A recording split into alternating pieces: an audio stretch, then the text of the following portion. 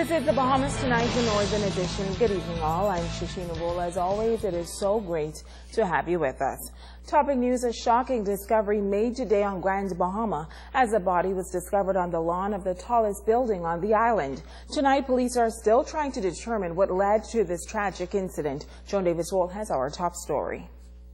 The gruesome discovery of the mangled body was reportedly made by security officials at Casa Bahama, who then alerted police. Shortly before 9 a.m. this morning, we received information that a body was found at Casa Bahama in this vicinity over here, in the lawn area in front of Casa Bahama. Officers responded and came to this facility and discovered a body of a dark male clad in dark blue jacket and a jean pants. He is pronounced dead. At this initial stage, we are in the preliminary stages of our investigation, and we are waiting the results from the doctor's report and the autopsy to determine the exact cause of death. Word of this tragedy spread like wildfire, attracting scores of onlookers. It not only created a traffic jam, but also resulted in heightened concerns. As the local pathologists arrived, police remained tight-lipped about their investigations. This as the search for leads continued. Press Liaison Officer Inspector Teresita Pinder.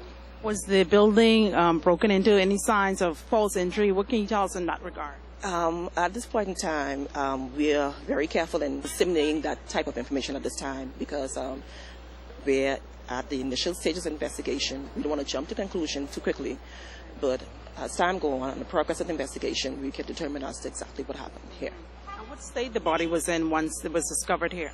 Well, the body, well, I can't really, go into that much information as it is. Meanwhile, as the body remained covered, all eyes were on the 5th floor of the high-rise complex, where investigators were seen dusting for fingerprints. While it's not known how this young man may have met his death, one thing is for certain that residents are very concerned and they're calling for this building, Casa Bahama, which has been abandoned for many years, to be torn down. It's terrible to see what's really taking place. I don't know what will drive someone to commit such an act, but right now we don't know the particulars and what's going on. This building's supposed to at least should have some security being abandoned so long, So, something needs to be done about this building. Either you can break it down or you're going to do something with it. It's eyes off, but I don't know the reason why they didn't get no security. What do you think happened here? Well, they say he jumped from the 5th floor, but then I doubt it.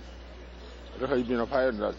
This would have not probably have happened if the building was in operation, so we could trace back to say, well, we need more jobs, we need these dilapidated buildings that are down, we need them up and running, and, even if not, it needs to be secured, whereby folks would not have access to the building, and I think this is a wake-up call. How did he get up there?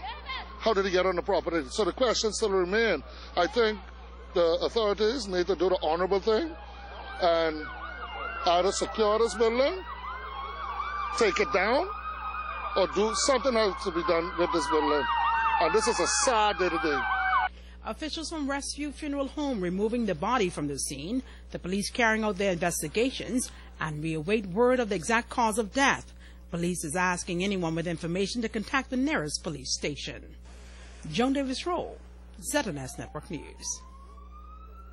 Well, we spoke with the owner of that building, businessman Mario Donato, who confirmed that a security officer is posted at Casa Bahama for most nights. He says when the security officers returned to the building this morning, he realized that the glass door had been smashed, and that led to the discovery of the body on the property, and the authorities were called in.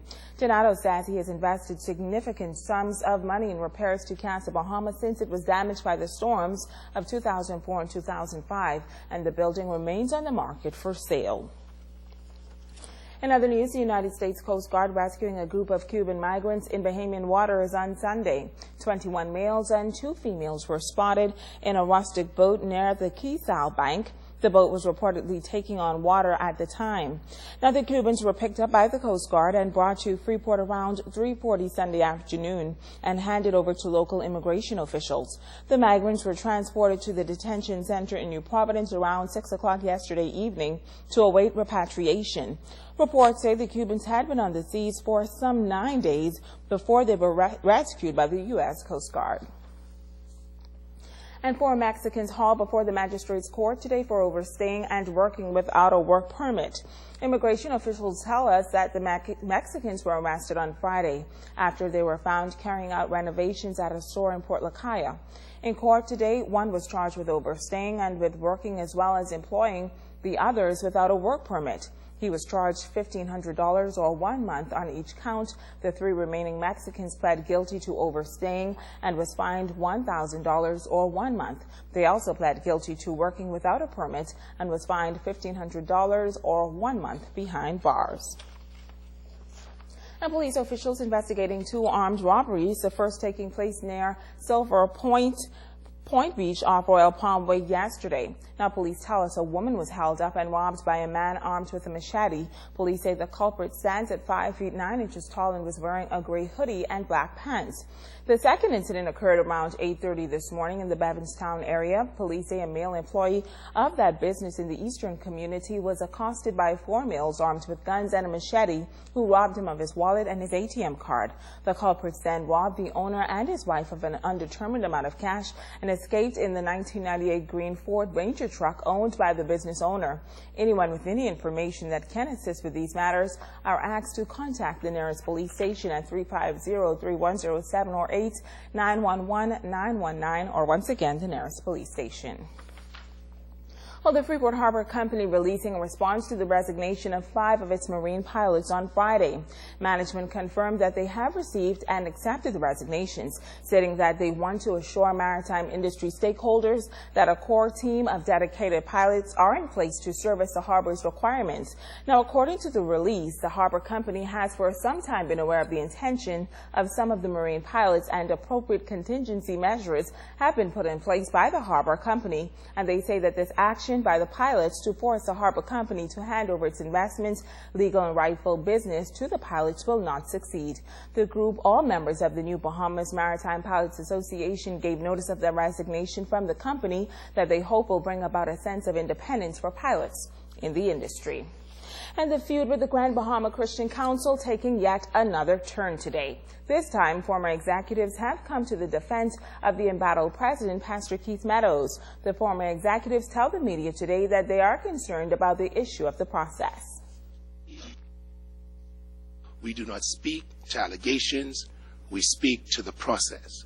There is only one Christian council, there is only one president at a time. Former past presidents and executives of the Grand Bahama Christian Council showing support for Pastor Keith Meadows. This after he was allegedly ousted as president by those on his executive team.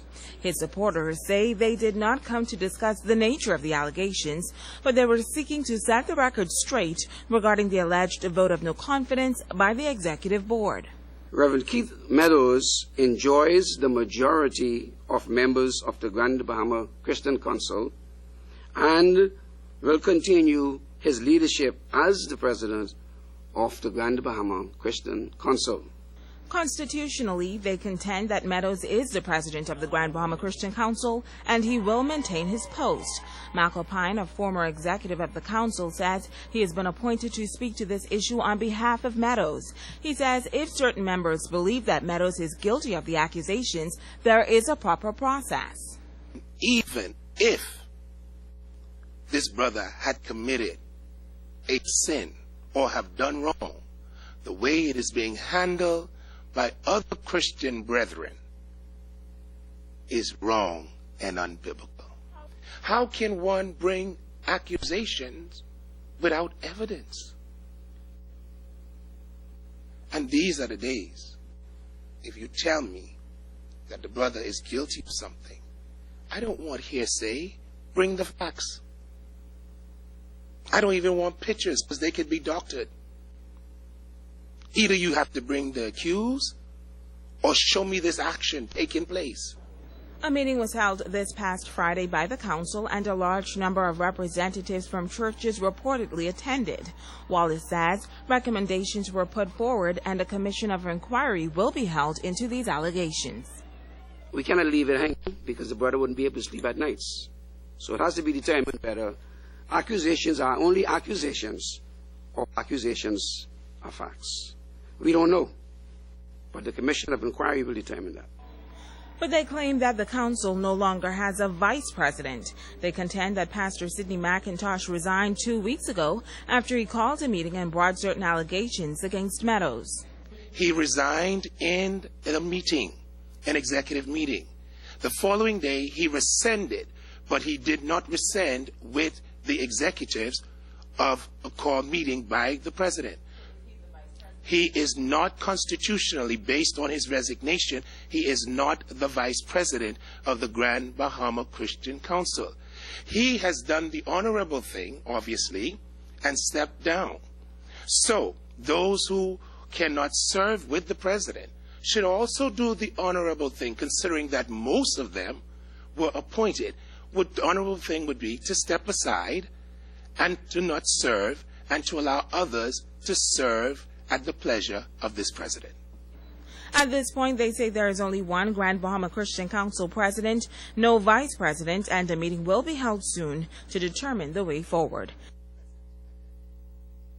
Now, we contacted Pastor Sidney McIntosh this evening to clarify his position within the Grand Bahama Christian Council. However, he told our news team that he does not wish to comment on this matter at this time. Stay with us, the Bahamas Tonight. The Northern Edition continues right after this.